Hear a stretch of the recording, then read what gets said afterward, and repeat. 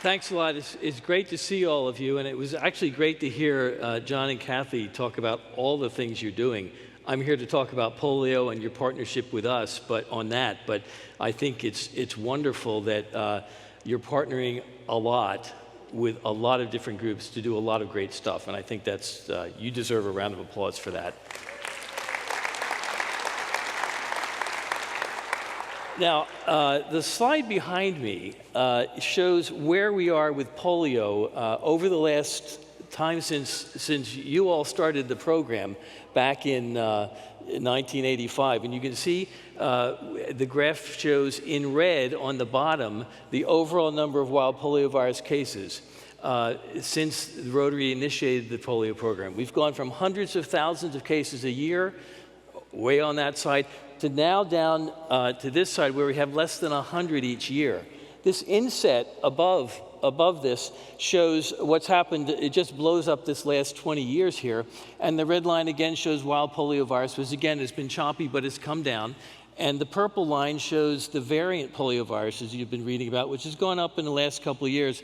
But we have a solution to that. And even so, it's very small compared to the overall size of the disease burden on the left-hand side. So we've made huge progress, and we truly are near the end of the polio program, we firmly believe. But as we begin a new year, it's helpful to reflect on the challenges and successes of the last one, while clearly examining what opportunities we have in the next 12 months. 2022 is a pivotal year for the Global Polio Eradication Initiative, GPEI, and it offered reasons for both concern and hope. On the concern side, in Pakistan and Afghanistan, the last two remaining wild polio endemic countries, basically the only ones that have never actually stopped the wild virus yet, 22 cases were reported last year.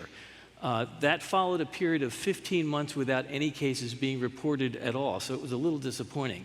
In addition, wild poliovirus from Pakistan was imported back into Africa, into Malawi and Mozambique, sparking an outbreak there.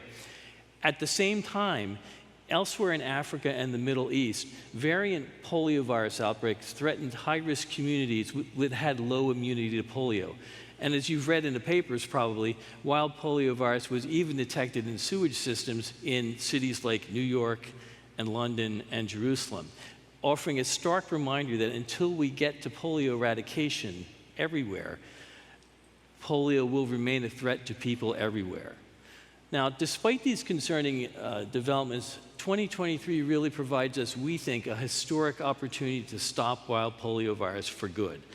Our global coalition of frontline workers, communities, local governments, partners, global partners, and especially you all, Rotarians, the first group of dedicated individuals who actually set out to eradicate this disease. We think that that partnership is what it takes to achieve our ultimate goal of a polio-free world. Now, I'm excited about the opportunity this year for a couple of reasons. In both Pakistan and Afghanistan, the number of cases reported is still very low. Outbreaks are only occurring in a couple of little geographic areas, and the places that are traditionally rolling with virus around this time actually have stopped transmitting. Also, the genetic diversity of the virus has shrunk a lot in those countries, which means that different virus families are dying off. And as you heard Bill say, we're down to one strain in 2 countries. All of this points to the potential to stop wild poliovirus for good in 2023. This progress that we're now seeing is reminiscent of what epidemiologists observed in India and in Nigeria just before those countries reached 0 wild polio virus cases. And it's all thanks to the dedicated workers and the strong leaderships from the governments and the national polio programs.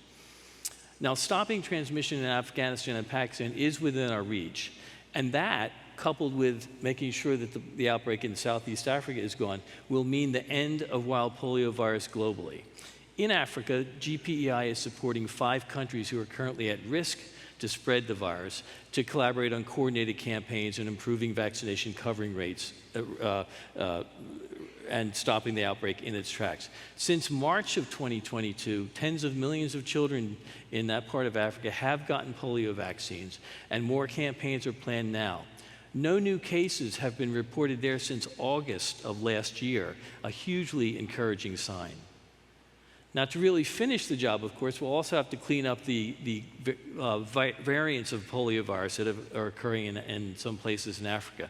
To do this, GPEI is focusing efforts on 4 key consequential geographies in 2023. They include northern Nigeria, eastern Democratic Republic of the Congo, south central Somalia, and northern Yemen. 90% of all the type 2 variant outbreaks are restricted to areas in those regions which suffer from underimmunization and feature some of the highest proportions of zero-dose kids that we saw about in the first video who've never been vaccinated against polio. So expanding access to polio vaccines in those areas can result in preventing both children getting paralyzed there and spread of virus to other places. Improving vaccine uptake and working with families to increase vaccine acceptance will hinge on integrating polio vaccine delivery in those areas with other essential services, including medicines and access to water and nutrition. And again, see, there's a lot of interest in those things in this group also.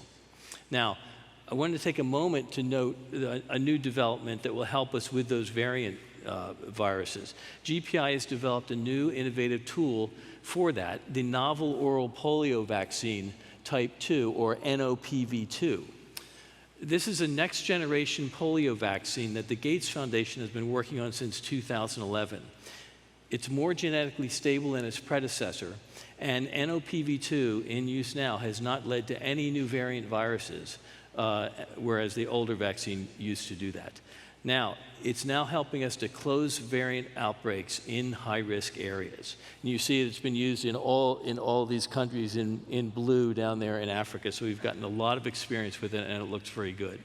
Now, in collaboration with a consortium of experts and developers, the Foundation supported years of preclinical testing, data collection, and clinical trials before the new vaccine was approved under WHO's emergency use listing procedure in 2020.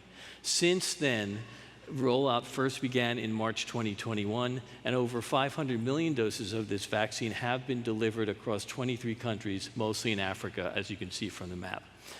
Now, in a majority of countries that have used NOPV2, the variant virus has stopped after 2 mass vaccination campaigns. And last April, Tajikistan became the first country in the world to officially close, or officially stop, a variant outbreak with NOPV2. Innovations like NOPV2 will be central to the success of eradication. However, any vaccine sitting in a vial and not getting into a child, no matter how safe or effective, won't be able to protect them, which is why it's critical that we reach and immunize all children with polio vaccines now. This is why the work of Rotarians advocating, spreading awareness, and raising funds for polio eradication is so vital to building a world without this devastating disease. For over 3 decades, Rotarians have helped fundraise millions and led impressive vaccination campaigns around the world to ensure that every last child is protected against poliovirus. We wouldn't be where we are now without you. Since the Gates Foundation and Rotary first became partners in eradication, we've jointly raised $1.8 billion for this work, much of this going through our 2-to-1 donation match.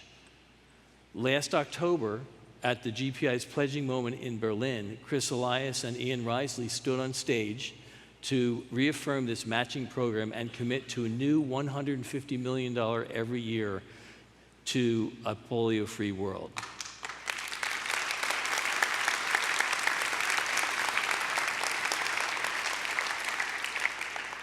Now, this funding is essential for helping to fully implement GPEI's eradication strategy, making sure that health workers and polio program staff in key geographies have the tools and the resources they need to track the spread of disease and keep children safe from paralysis. In Berlin, a total of $2.6 billion was pledged for GPEI's strategy from all partners, but more is needed. Advocacy efforts by Rotary across your global networks will help us to reach our goal. A new vaccine, strong disease surveillance networks, rapid vaccination campaigns, and continued commitments from global partners to local communities show us that eradication is possible. The Gates Foundation and Bill is confident that with the funding to match, we can create a future where no child is ever paralyzed by polio. I wanted to, yeah.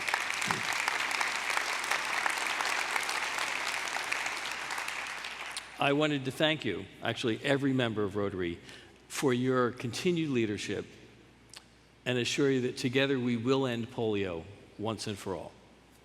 Thank you.